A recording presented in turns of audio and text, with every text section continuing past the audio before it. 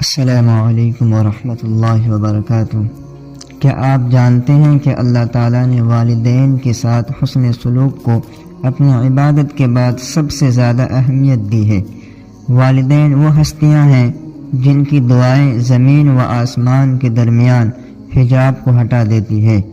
یہ وہ لوگ ہیں جنہوں نے ہمیں اپنی محبت سے پالا، راتوں کو جاگے، دعائیں مانگی اور ہمیں کامیاب بنانے کے لیے اپنی خواہشات کو قربان کیا۔